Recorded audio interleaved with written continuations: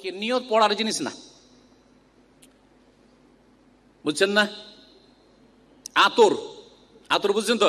সুগন্ধি, সুগন্ধি খাওয়ার জিনিস না শোঙার জিনিস?